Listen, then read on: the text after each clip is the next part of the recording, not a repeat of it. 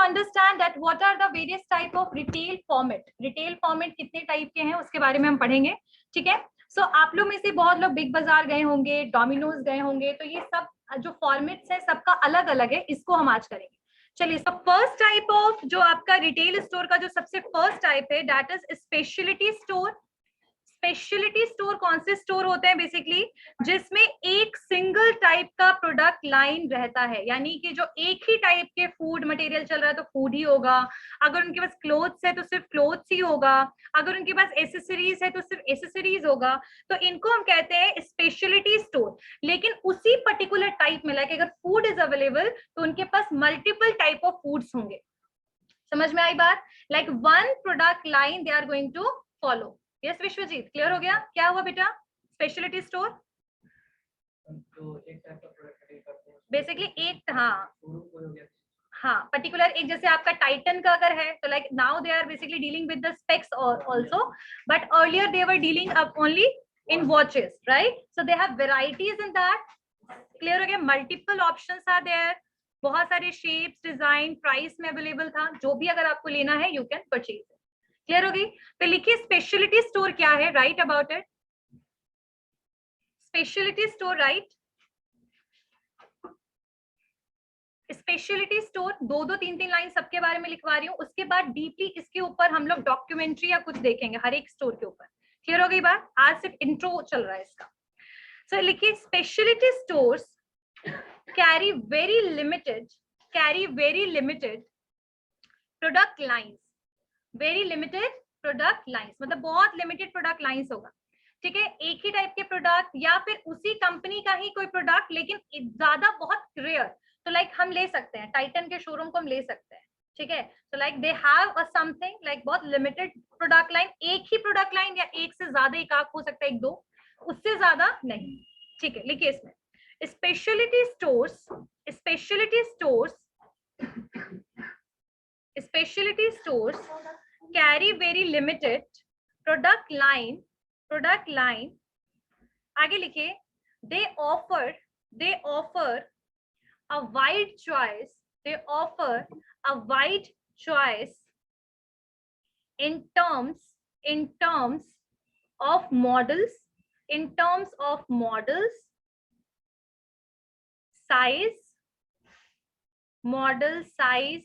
style, color and other important attributes,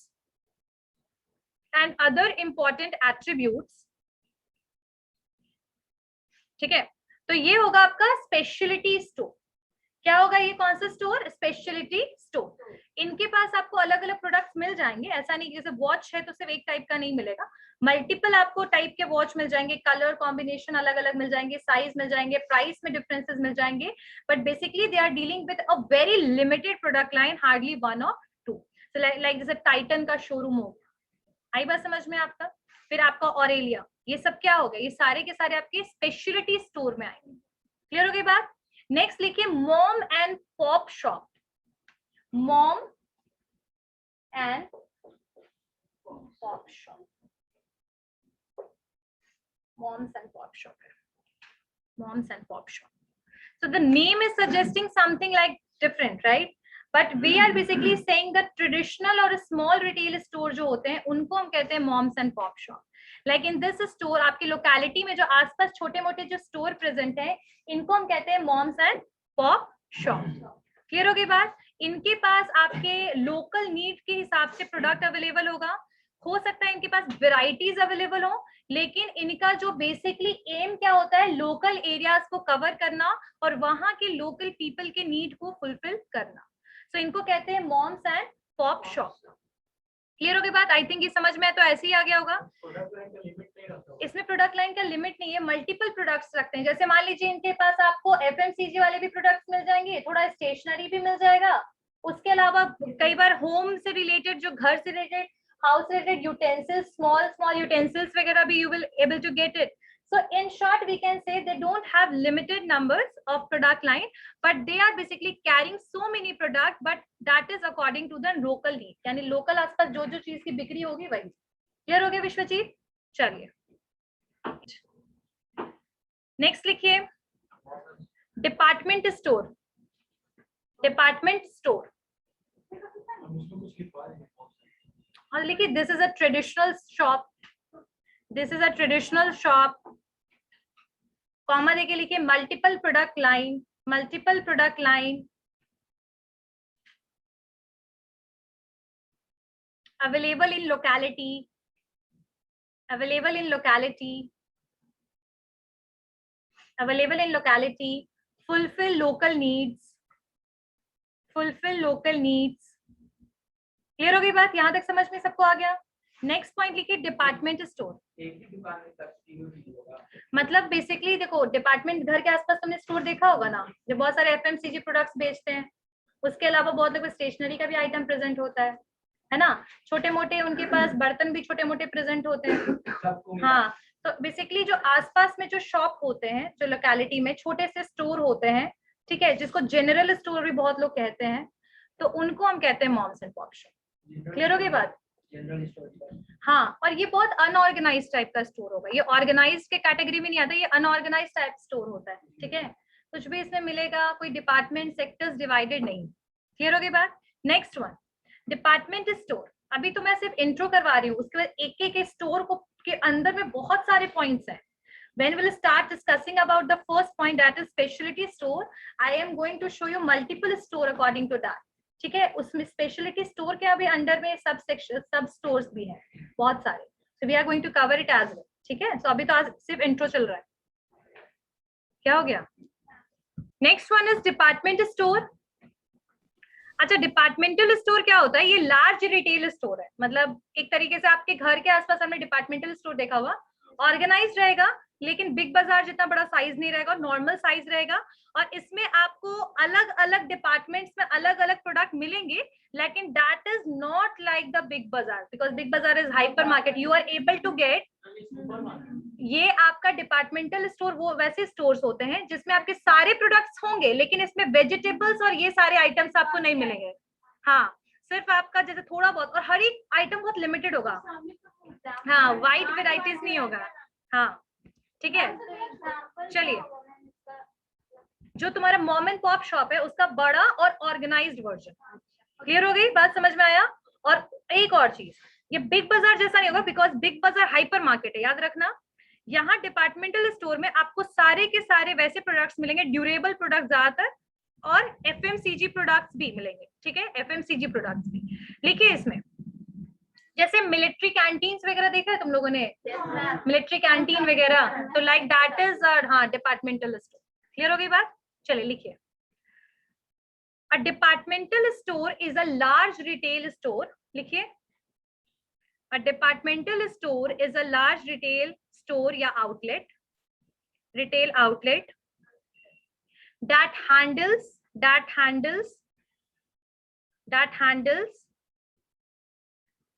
a wide variety of like speciality store में product line limited था, लेकिन यहाँ product line क्या है? अनलिमिटेड काइंड ऑफ, बहुत सारे टाइप के।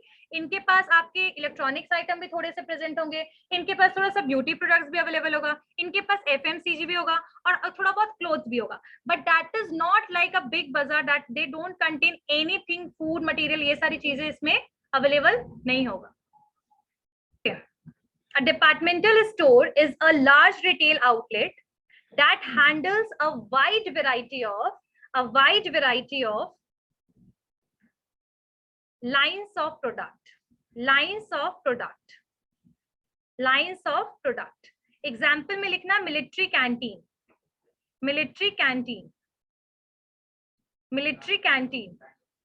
ठीक है।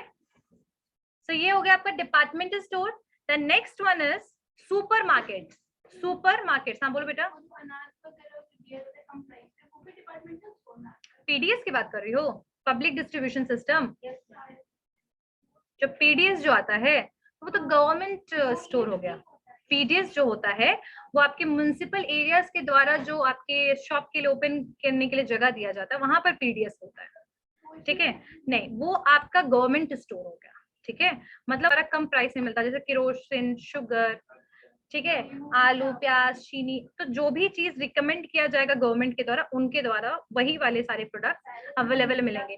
तो ज्यादातर इडेबल आइटम्स जो होते हैं वो मिलते हैं उसमें। क्लियर? क्या बोल रहे हो बेटा?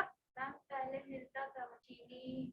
पर अब नेक्स्ट वन है सुपर मार्केट। अब सुपर मार्केट में क्या होगा, इडेबल आइटम्स मिलते हैं ज्यादातर, डेयरी प्रोडक्ट्स आपका मिलता है, वेजिटेबल्स मिलता है, फ्रूट्स मिलता है। तो ये आपके जैसे रिलायंस फ्रेश सुना है, हाँ, तो ये सारे आपके किस में आ जाएंगे, सुपर मार्केट में। लिखिए, a super market is designed to serve the total needs for food total needs for food में मतलब समझ रहे हो ना, यहाँ पर पैकेज्ड आइटम भी मिलेगा, पेरिशेबल आइटम्स भी मिलेगा, नॉन पेरिशेबल आइटम्स भी मिलेगा, फूड से रिलेटेड हर आइटम मिलेगा। तो यानी फ्रूट, वेजिटेबल, सब कुछ फूड में। क्लियर होगी बात? उसके अलावा कई बार कुछ सुपर मार्केट्स में आपको मतलब हाउस होल्ड आइटम्स होते हैं ना, जैसे कि विम बार जो बोलते हैं ना कि यूटेंसिल्स, फिर आपका हाँ सॉस पैन, कप, क्रॉकरी का थोड़ा बहुत आइटम, तो ये सारी चीजें भी कई बार सुपर मार्केट्स में आपको मिल जाती है। ठीक है, लॉन्ड्री आइटम्स में भी थोड़ा बहुत मिल जाएगा आपको, लेकिन like other super departmental store and hyper market they don't have such varieties, but in food they have multiple varieties. Frozen fruits, ठीक है, आपके डेयरी प्रोडक्ट्स भी मिल जाएंगे आपको, जैसे पनीर, फिर आपके रसगुल्ले, gulab jamun, all these kinds of things जो डेयरी प्रोडक्ट्स होते हैं वो भी आपको अवेलेबल होंगे सुपर मार्केट में। क्लियर होगी बात यहाँ तक? Super market. Next one, convenience store.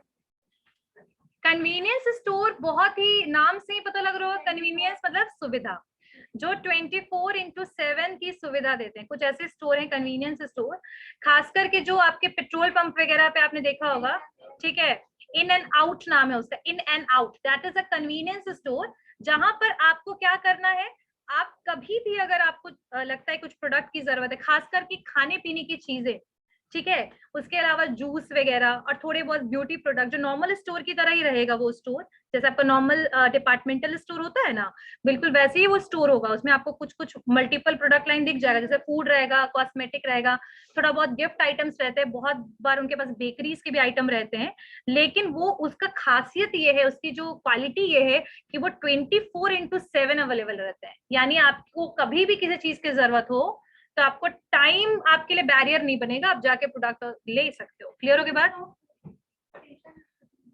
Convenience store में कन्वीनियंस स्टोर, और ये ज्यादातर कौन से एरिया में रहेगा, जो रेसिडेंशियल एरियाज में, पेट्रोल पंप में, स्टेशंस में, हॉस्पिटल्स वाले एरियाज में, यहाँ पर ये ज्यादातर अवेलेबल रहता है। क्लियर होगी बात? ठीक है, अ कन्वीनियंस स्टोर लिखिए, अ convenience store is located near residential area, petrol pump, bus stand, station, ठीक है, इन सारी जगह पे कन्वीनियंस स्टोर मिल जाएगा। जैसे कई बार आप लोग बस से ट्रैवल करते होंगे तो रात में आप देखते होंगे कि 2 बजे भी ढाबा और ये ओपन रहता है ना, so these all comes under the convenience store ज्यादातर। लेकिन ये वैसे प्रोडक्ट्स को बेचते हैं जो नीड बेस्ड प्रोडक्ट है, यानी जैसे खाने पीने की चीज, भूख लग रहा है कुछ खाना है, that is a need, true. जैसे आपको कभी मेडिसिन इमरजेंसी हो गया, that is a need. Clear हो गई बात? लग्जरियस आइटम ये सेल नहीं करते हैं, ये normal need based product sell करते हैं, ठीक है। So convenience store is located near residential area, petrol pump, bus stand, station, ठीक है। और आगे लिख सकते हो कि बहुत ज्यादा स्मॉल स्टोर होता है, बहुत एक्सट्रीम बड़ा स्टोर नहीं होगा, ये लिमिटेड छोटा सा ये स्टोर होगा, ठीक है। और इट इज केप्ट, या फिर लिख लो 24/7, ज्यादातर ये सब कितने घंटे खुले होते हैं, 24 घंटे, ठीक है, और 7 दिन। क्लियर हो गई बात? जहां पर लोगों का आना जाना लगभग पूरे टाइम है, उन जगह पे ज्यादातर ये स्टोर अवेलेबल होता है। और इसका लेकिन जो प्राइस होगा प्रोडक्ट का, दैट इज लिटिल हाई, ठीक है, they are selling the product little in high price. Instant भी दे रहा है और उस समय आपके पास दूसरा ऑप्शन भी प्रेजेंट नहीं। क्लियर हो गई बात? डन? चलिए आगे, discount store. Discount store. So basically discount store जो होता है ये हमेशा जो प्रोडक्ट को सेल करेगा वो हमेशा ही डिस्काउंट प्रोवाइड करता है। ब्रांड फैक्ट्री वुडलैंड में नहीं, लेकिन ब्रांड फैक्ट्री में हमेशा ही आपको हाँ तो वो तो एक टाइम पे ऑफर देना, डिस्काउंट देना, वो एक अलग स्टोर है। डिस्काउंट स्टोर इज समथिंग जहां हमेशा ही डिस्काउंट अवेलेबल रहे आपके लिए, ठीक है। ऑनलाइन स्टोर्स भी है, जैसे Amazon पे हमेशा ही डिस्काउंट रहेगा 10%, 20%। वैसे ही आप ब्रांड फैक्ट्री बहुत अच्छा एग्जांपल है, इसमें हमेशा ही डिस्काउंट आपको मिलता है। क्लियर होगी बात? तो लिखिए इसमें, right, a discount store sells standard merchandise, sales standard merchandise at lower prices, standard merchandise at lower prices. merchandise is related with goods वगैरह जो होता है ना आपका सामान जिसको हम कहते हैं, जिसमें आपके एपरल भी आ गए, आपके कपड़े भी आ गए, आपके शूज आ गए, सारे merchandise में आते हैं, ठीक है। लिखिए, वैसा स्टॉक जिसको हम सेल करना चाहते हैं merchandise। क्लियर हो गया? जिसको एक्सपोर्ट करना चाहते हैं merchandise। क्लियर होगी बात? लिखिए, ठीक है। A discount store sell standard merchandise at lower prices, ठीक है। और इनका सबसे अच्छा रीजन क्या होता है ना कि ये हमेशा, इनका मेन क्या होता है मकसद हमेशा डिस्काउंट देने का, कि इनका जो स्टॉक है ना ये हमेशा खत्म होता रहे, हमेशा ही इनका जो सेल्स है वो इंक्रीज होता रहे। तो सेल्स प्रमोशन जो है ना, समझते हो ना सेलिंग कंसेप्ट क्या था, कि प्रोडक्ट सेल होता रहे, यही इनका कंसेप्ट है कि बस प्रोडक्ट निकलता रहे, सेल होता रहे, ठीक है। और इसमें ऐसा जरूरी नहीं कि डिस्काउंट स्टोर सिर्फ पर्टिकुलर टाइप ऑफ स्टोर होता है, वो स्पेशलिटी स्टोर भी डिस्काउंट स्टोर हो सकता है आपका। जैसे ब्रांड फैक्ट्री स्पेशलिटी स्टोर तो है, सिर्फ कपड़े ही सेल करता है और थोड़ा बहुत लगेज एंड ऑल, बहुत लिमिटेड नंबर ऑफ इनके पास प्रोडक्ट लाइन अवेलेबल है, ठीक है। सो ऐसे स्टोर जो होंगे वो आपके इलेक्ट्रॉनिक स्टोर भी हो सकता है, कुछ डिस्काउंट स्टोर जहां हमेशा ही 24/7 मतलब ये आपको हमेशा ही डिस्काउंट मिले। आपका बुक शॉप हो सकता है जहां हमेशा डिस्काउंट हो। तो लाइक डिस्काउंट स्टोर बाकी स्पेशलिटी स्टोर भी हो सकते हैं।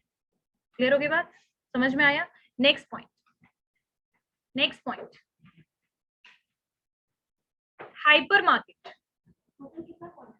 हाइपर मार्केट बस एक दो और है बेटा, डिपार्टमेंटल स्टोर, वेरी गुड। लिखिए, and hypermarket is originated from France, first originated in France, then after that ये ऐसा है। तो बेसिकली जो हाइपर मार्केट है ना, that is a combination of आपका departmental store and super market, ठीक है। एंड इट इंक्लूड्स फर्नीचर भी ये सेल करते हैं, ठीक है। They are selling furniture, they are selling luggage, they are selling electronic items, they are selling foods, and बहुत बड़ा इनका जो स्टोर होगा, जो आउटलेट होगा, बहुत स्पेशियस हो। क्लियर हो गई बात? Hypermarket is the combination of supermarket and departmental store. That is the combination of supermarket and departmental store. Clear हो गई बात?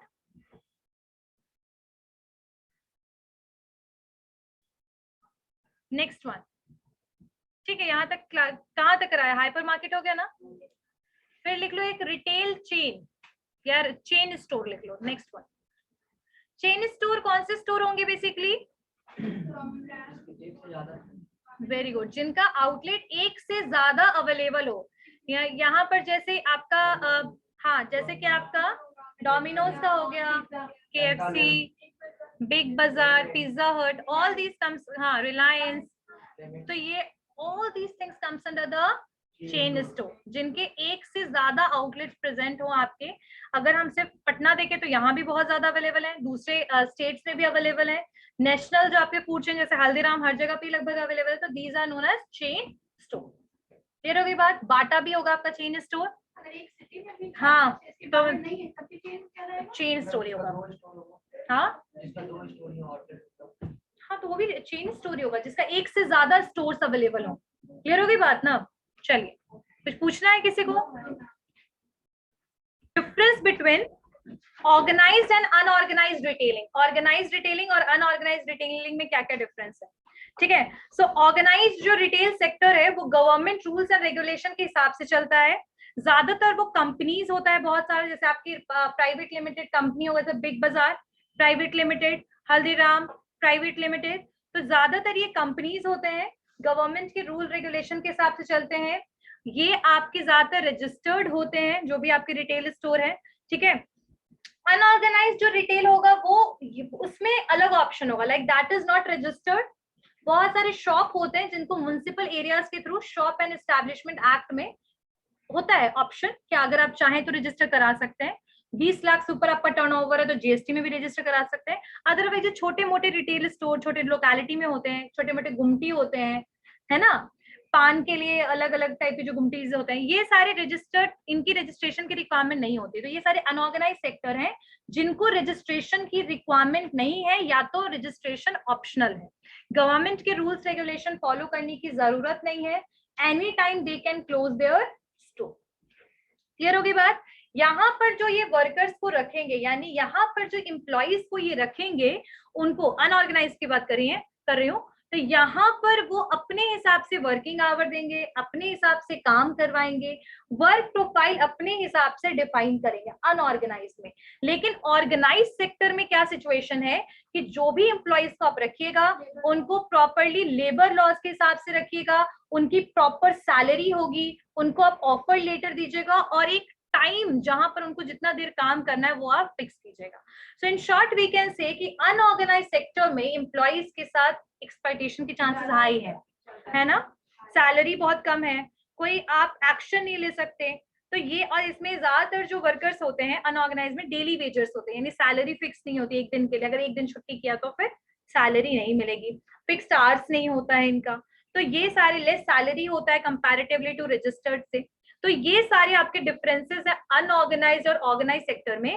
तो इसको थोड़ा सा लिखना है या फिर इसको नेक्स्ट क्लास में? तो नेक्स्ट क्लास में we are going to write about all these points, ठीक है। उसके अलावा हम लोग थोड़ा सा रिटेल स्टोर को अच्छे से करेंगे कि अलग अलग टाइप के रिटेल स्टोर का हम लोग स्टोरी पढ़ेंगे और एग्जाम्पल के साथ, ठीक है। किसी भी पर्टिकुलर केस स्टडी कैसे करना है नेक्स्ट क्लास से, जैसे मान ली स्पेशलिटी स्टोर उठाया, स्पेशलिटी स्टोर में हमने टाइटन को लिया, तो case study of Titan, documentary या फिर इनकी story of Titan, like this. Clear होगी बात? चलिए मिलते हैं नेक्स्ट क्लास में। किसी को कुछ पूछना है? Anyone have any doubt in types of retail format और retailing? Anyone have any doubt? Okay, तो see you all in the next class.